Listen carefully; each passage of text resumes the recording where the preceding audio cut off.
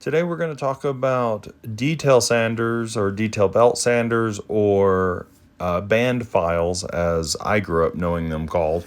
Now, when I started working in the auto body and metal fabrication shops about 25 years ago, I learned of these and they were called band files and band rasp, some people called them, because they often were used to, sand and grind down tight areas for what you might find in like welding shops for interior welds and tight seams where it was hard to get an angle grinder or whatnot.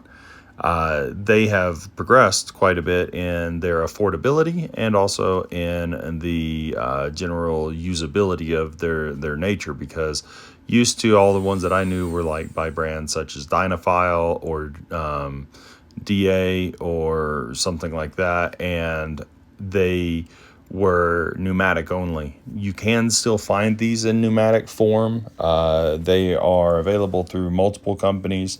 I want to say that these days, most people that make, or most brands that make pneumatic tools have their own version of it. And as you can see here, this is a Win, which is a budget brand. And since I don't really have to have it, it just makes life easier.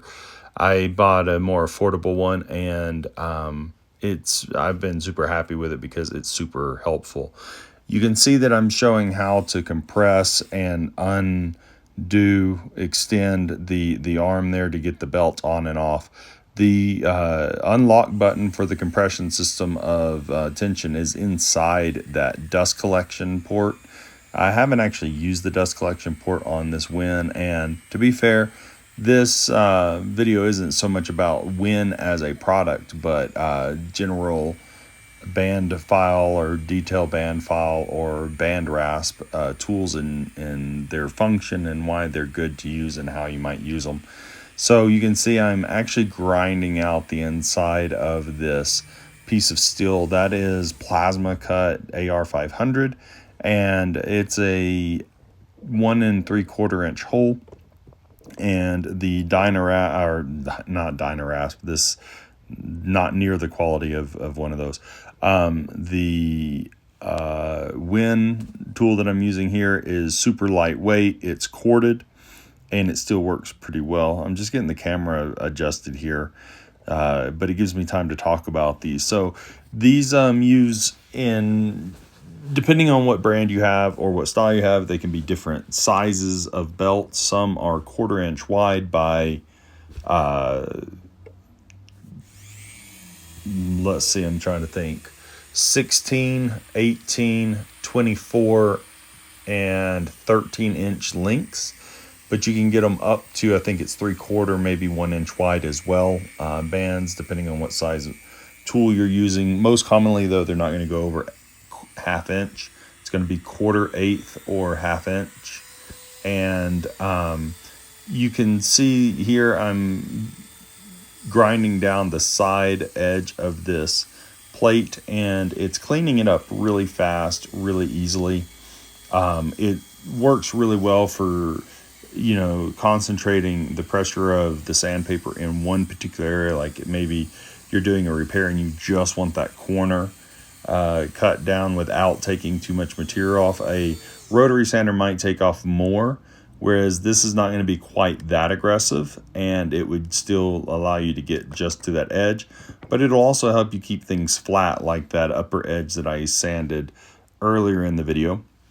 You'd be able to see that. And of course, inside that hole, I was able to swing it around and get the inside of that hole sanded and get the rust off of it and make it more, a cleaner surface and more beneficial, depending on what reasons you're looking at doing the sanding you're doing. You can use these on wood as well, which I'll show you here in a minute, but we're still working on this steel. This piece of steel was a blade on an extreme duty brush cutter, so it used to be used to cut grasses, willow, reed, and also, small trees. And it snapped. I guess it hit a rock or something. So this is the broken side. And I'm using that area that's been all rusted up to kind of show you how you can use the tip of this to get, into radiuses that are kind of tight. You can use the edge of the belt like I'm doing here to get along that curve of that break where it snapped. So these things are super, super handy.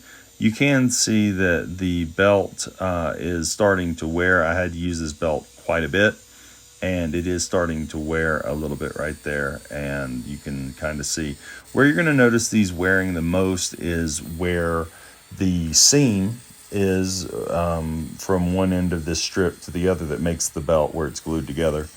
And that's often where they break as well. So I'm just using it on the wood now to kind of demonstrate, what you can do. And as you can see, just within a couple of seconds in that pine, this is Douglas fir, it definitely dug in. And they are super handy for doing detail work like that. If you are looking for cordless ones, I know Ryobi has a cordless one. I think Milwaukee has a cordless one. If you're looking for ones that are more powerful, you can buy more powerful ones that are electric as well as corded. Some of them look kind of like an angle grinder that you buy that has that head on it, and there are adapters online that I've seen where you can put and attach an adapter piece to an angle grinder to make your own detail Bandfile or detail band sander.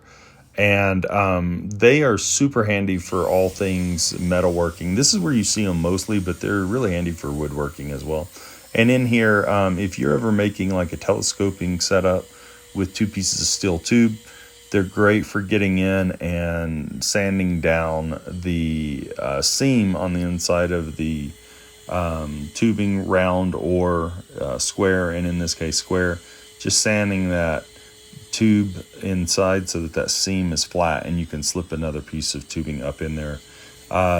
Some of them are longer, so like the Dyna braid ones are longer, the Dynamic Air ones are longer, and Ingersoll Rand had one that's longer as well. And so they're helpful for that. You can see here how quickly it takes the scale off of that corner, and because of the way they're made in certain areas, like where I was just using it, if you look at that little gap between the arm and the sandpaper, you can see that it gives it a little bit of ability to wrap over when you push it down over the radius corners of tubes and this square tubing, and that helps kind of sand more than just one side, and that's where the belt broke. When they break, they're not violent. They don't cause any problems. You just turn the machine off, get another belt, put it back on. It works really well.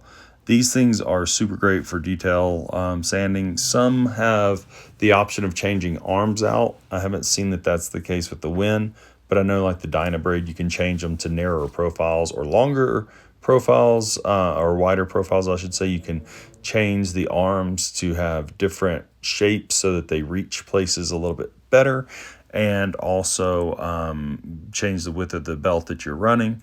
And some of them have rubber idlers at the end instead of the steel bearing like this Win has. I think in fact the Ryobi 18 volt has a rubber idler at the end, and that helps prevent when you're using the tip of it from it digging in real hard and creating issues when you're using it on soft surfaces such as wood and things, or even if you're doing soft metals like aluminum or brass or copper.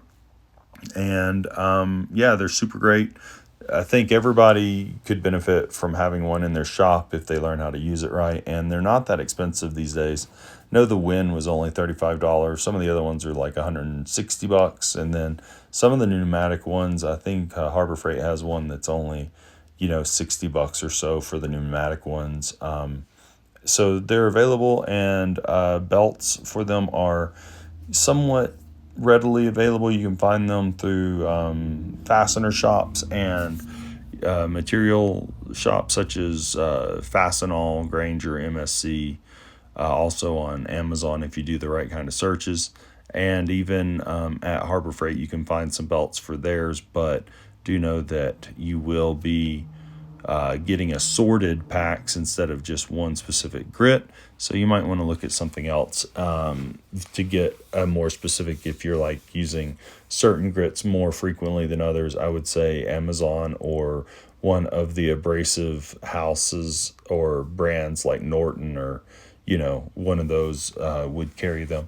You can also get the fiber belts, so you can get like the Scotch Brite style belts and different grits for these as well, for polishing and that kind of stuff. So super handy, super easy to use, and worth the money for sure if you're doing any kind of detail work.